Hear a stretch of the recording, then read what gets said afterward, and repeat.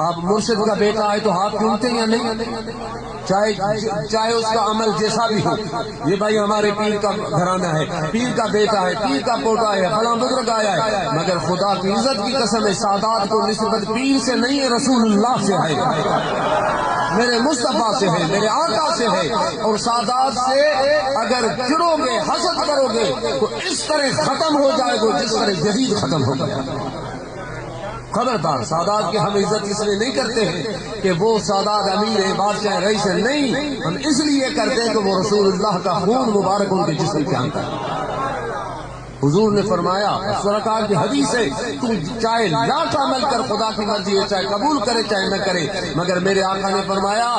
سیدہ کائنات سلام اللہ علیہا کی جو آل ہے، اولاد ہے، فاطمہ، اللہ تبارک و تعالی اماں کو فاطمہ اس لیے بنایا ہے کہ ان کی اولاد کو رب سے جہنم میں داخل کرے۔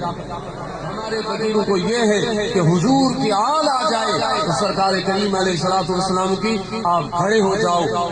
عزت کرو ان کی۔ اور نبی کریم صلی اللہ علیہ وسلم فرماتے جس نے میرے سادات کی، امام نبانی نے لکھا ہے، ان کی عزت کی، ان کے امور میں ان کی مدد کی، ان کی حاجت روائی کی، اور دل اور زبان سے ان کی عزت کی، حضور نے فرمایا چاہے وہ شخص پوری کائنات جتنے گناہ لے آئے میں رسول اللہ اس کی شفاعت کروں گا۔ امام نبہانی لکھتے ہیں۔ اگر آج کتنی چلن ہے سیدوں سے، اہل بیت سے، سمجھ میں نہیں آتا ہے کہ کیوں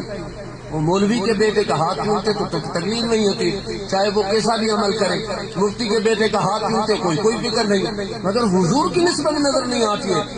اور کیا کتنا روکو گے نبی صحیح کی آل کے ذکر کو؟ سنو، پیر مہر علی شاہ رحمت اللہ علیہ لکھتے ہیں، پیر مہر علی شاہ رحمت اللہ علیہ